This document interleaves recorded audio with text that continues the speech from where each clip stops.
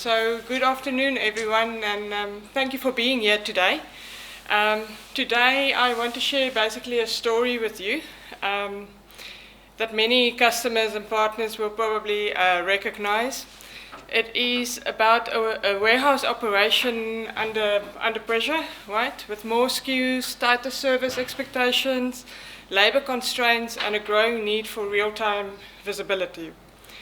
And the journey to basically modernize the execution without disrupting a business. So the case study that I'm going to share with you today is based on a global renewable energy leader that moved from a legacy on-prem system to Oracle WMS Cloud. Okay, and they partnered with Oracle Consulting, and they built a digital optimized warehouse model focused on throughput, inventory accuracy, and operational resilience. So over the next 30 minutes, I'm basically going to talk you through what changed in their operating environment, what they implemented in Oracle WMS Cloud, specifically the renewable energy, right? So they do refurbishment, so we'll go through that flows of how WMS Cloud was used with manufacturing. So the end-to-end flows, and then lastly we'll also go over the lessons learned, right? Because that is what obviously make us learn from each other, right? So just before we go into more details, just a quick note. Any forward-looking statement should be treated as a general product direction and not a commitment to deliver specific functionality or timelines. So what I can promise you today is that I will give you a practical narrative, right, grounded on real operational flows, receiving, putaway, picking, shipping, and manufacturing, together with the refurbishment flows, and then plus the implementation lessons that we've learned from this implementation. So now you wonder who I am. I'm Marlize Vorster. Okay, I'm based in South Africa, so I came quite far. And I'm part of the Oracle Supply Chain Management Center of Excellence team, and predominantly looking after warehouse management implementations. Okay, now just before we go into detail, who are Oracle Consulting? We are basically a strategic team that strives to help our customers, right, to be successful with the cloud applications that we offer. We believe that our success, or your success, is our success, right? And therefore, whenever somebody gets the opportunity to work with Oracle Consulting, we walk the journey with you, right? So we own the project, and we walk with you. So we basically believe that in a one Oracle approach, so it means basically it's a one-stop shop where you get support from a technical, functional, as well as a general support perspective. We have a collaborative ecosystem where when required, we work with our partners, basically, to create the right service mix suitable to the customer. And then with many years of experience and many consultants, right, we have quite extensive expertise to bring to the table. And then ultimately, it's all about the customer, right? So if the customer succeeds, we succeed, and that means success for benefit to all of us. Now back to the case study. Okay, the landscape of warehouses are basically evolving. Okay. And when we say that, we say they are facing face-mounting pressure basically on from multiple expectations and global supply chain volatility, right? So the reality is really that the service commitments are increasing and demand is getting more variable. Labor pressure is also increasing, and when I say that, it's about availability, cost, and training time, right? So if you can reduce that, it would be good. And then visibility gap systems make inventory truths actually hard to believe, right? Or harder to maintain these days. So this customer, as I said, is a global leader in renewable energy, and their warehouse sits at the center of quite a complex ecosystem. So they had obviously inbound from suppliers, internal transfers, returns, outbound fulfillment, and then with all of that, refurbishment, right, of their products. And for that, we use manufacturing flows to facilitate that. So now you wonder what they implemented. So before that, they looked at operational excellence, right? And we basically identified 3 pillars of that. So firstly, inventory optimization, real-time stock accuracy, lot and serial tracking was quite important for them. And they also wanted to eliminate some, picking errors. Then labor management, they are using, we're looking for task interleaving and maximizing their productivity, right? And then space utilization was also quite important for them. So if we could achieve that, that was for them quite important. So when they acknowledged these 3 pillars, the direction that they choose was to transition from the legacy on-prem to Oracle WMS Cloud, and they leveraged the cloud-native platform basically to support agility, scale, and operational resilience with that. Right. So for them, the cloud solution wasn't just a checkbox, right? It was basically a path for them to modernize their core warehouse execution from receiving right out to shipping, and it improved the integration and reduced the swivel chair processes. Okay, so people doing things manually, and then continuously they adopt innovation through automatic updates, right? Because the product is now updating always to new features, new releases. And that without downtime, right? So, yeah. So once the program started, they focused on end-to-end, onto the end-to-end life cycle. So, yeah, on inbound, let me just quickly go down here. They leaned into streamlined receiving and putaway optimization, okay, with putaway rules.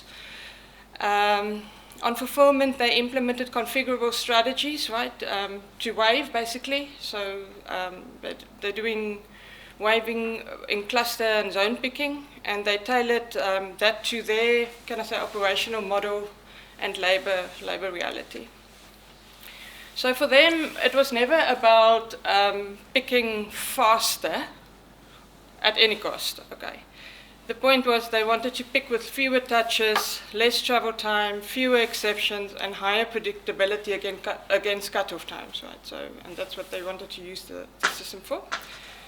So, and then on the outbound side, they basically managed to improve their shipping execution with carrier integration, their labeling, real-time dispatch visibility, and they reduced their freight exceptions as well. So across these 3 pillars, the operational team was really to standardize the execution, to increase the visibility, and to reduce the exception time. Okay.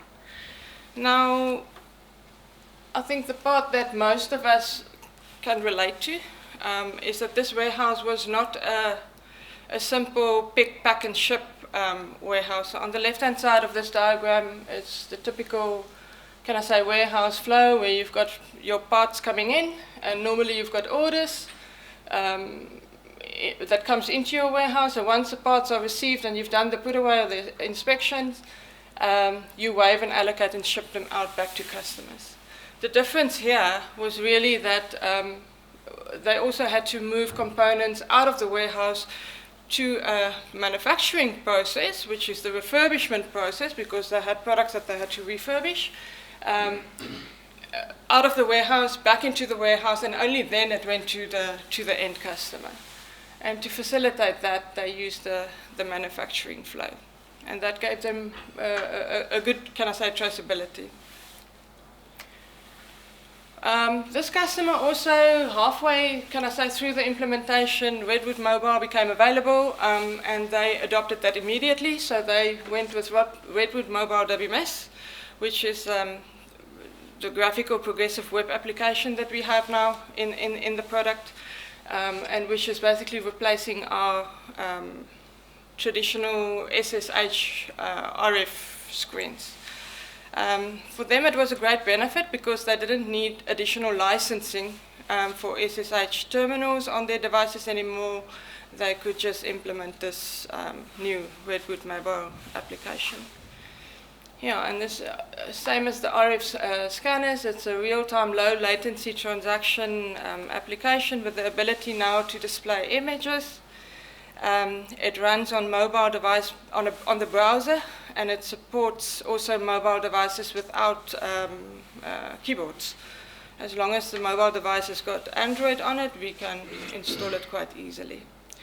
And then it also supports 1D and 2D barcode scanning, as well as multi-field QR scanning.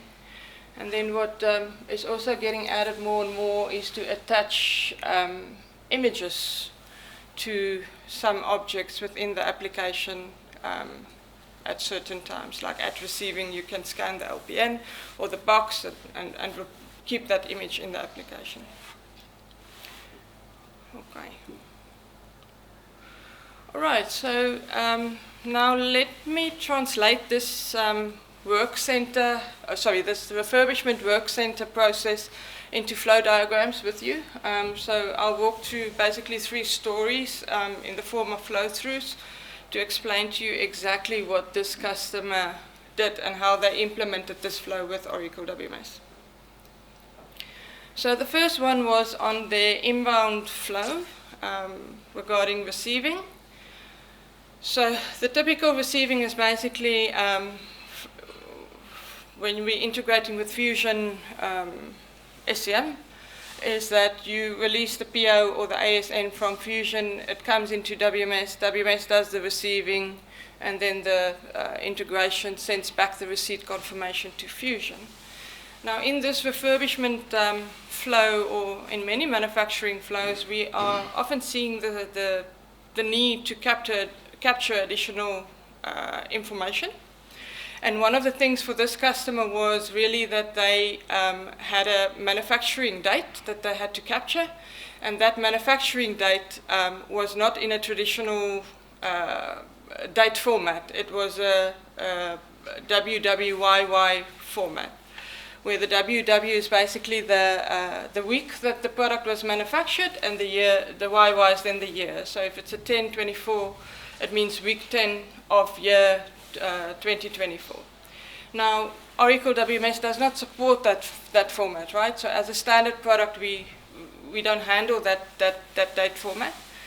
But the way it was handled in this case was the date was captured at the point of receiving, the earliest point that we could, and then in an inventory attribute basically, and then there was a can I call it an automation or integration with OIC that basically converted that format into a manufacturing date, which Oracle knows, and then we used APIs to update the expiry date of those products back to Oracle WMS and kept that date in WMS.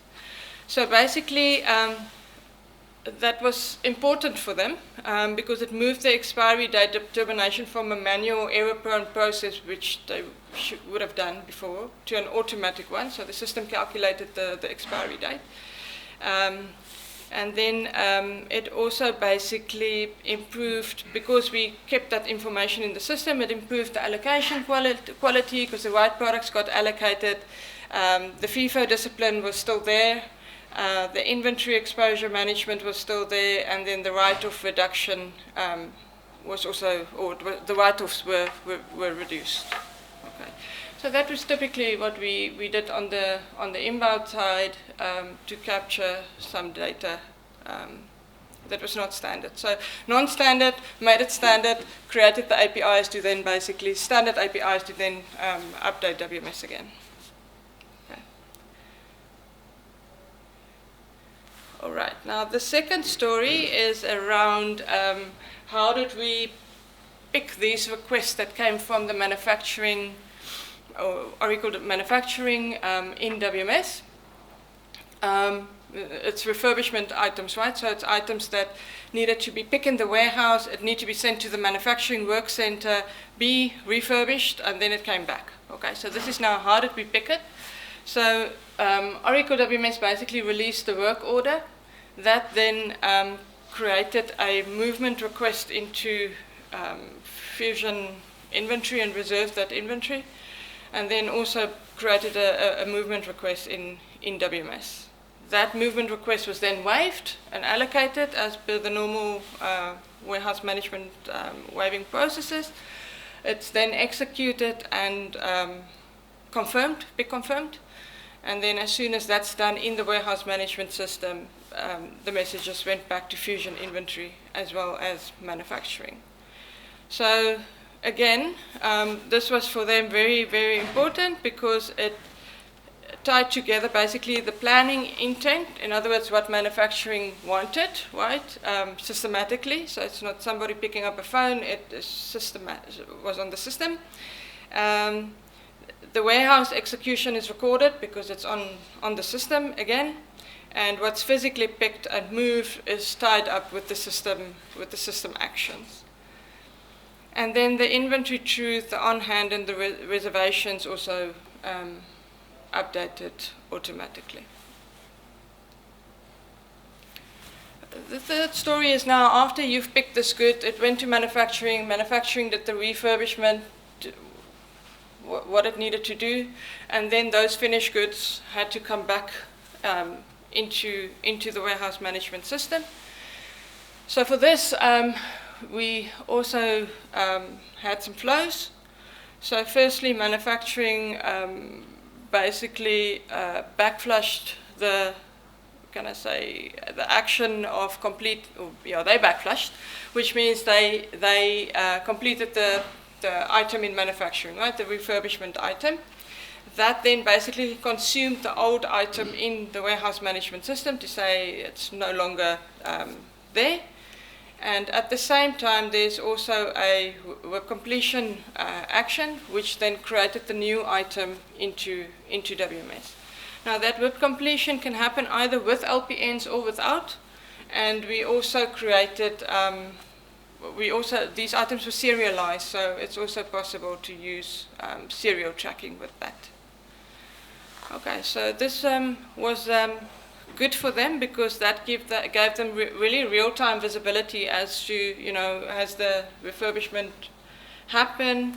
It's once that finished goods or the refurbished goods came back into the warehouse management system, that directed putaway, so they could move those items into a specific area inside the warehouse. The wave picking, because we are using obviously the wave picking to pick the goods, that's also system driven. And because it's integrated, there's less room for errors. Okay, so that basically meant that they could do their processes quicker, right, and faster. And because they can now measure their productivity, it makes it really, it's good for them. Okay, so I'm going to basically close this session with the lessons learned, because that's what made this program eventually successful, right? And that is what we can take forward into next implementations. So the first thing was that we should engage the business users as quick as possible or early as possible in the decision-making process. That made the change management just a bit easier because they adopt the changes better. The end-to-end process flows need to be, created or defined quite quickly, because the quicker they are defined, the quicker they can be used for execution, especially in your UATs, SITs. The super user availability is quite important, especially for testing and for go live. Okay. The solutions should be kept simple and then, as far as possible, aligned with standard functionality. Minimize third-party dependency to reduce complexity and delays. And then,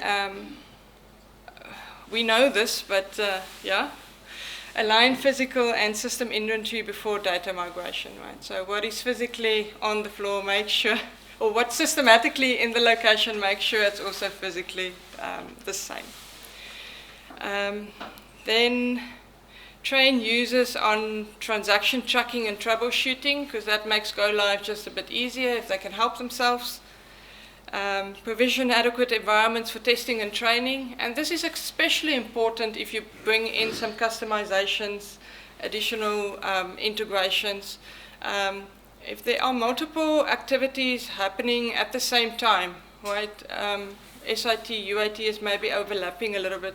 It's important that those activities happen on separate environments. So it's quite important, and development also, right? So if you've got changes coming, so it's quite important to make sure you understand what you're doing on what environment and not overlapping activities. Then the test cases should be derived end-to-end. When I'm saying end-to-end, not within the WMS, right? It should start where the data is coming from. So in this case, it was now manufacturing, which sent the refurbishment request to the WMS to pick the goods, send it to the manufacturing line, and then it should go back. So it's important when we test that we don't only test the WMS, but we make sure that the flow from the beginning to the end is working. Because often we work in silos, right? And then we only do our part and we forget about the rest, and then it creates issues. Then, yeah, together with that, point 10 is basically to include the source system scenarios in all the testing cycles. So also if they've got, make sure that those scenarios are also there. And then for testing and training, it's important that we maintain high data quality, right? Because in the end, your data quality determines how good your testing results is. And it should be as close as possible built to reality. If you're not creating real data and simulating data, we need to make sure we understand the business use cases and that the data is fitting those scenarios. Okay, so basically in one simple message, how I would summarize this from what we've learned is that you should standardize first and customize last, okay, as far as possible, and prove the end-to-end flow as quick as possible, and then treat data and user readiness as first-class work streams. Okay, so yeah. So this case study shows that what's possible when you treat WMS as the execution backbone with the manufacturing or refurbishment flow. Yeah, so it's basically from inbound to shipping, and then you can also support the manufacturing processes with disciplined inventory control and traceability, right, if you use the WMS. So, yeah, with that, I would like to thank you for being here and listening, and I'm open to take your questions if you've got any deeper questions on how we did this. I didn't go into very much detail, but if you have more questions, you are welcome to ask.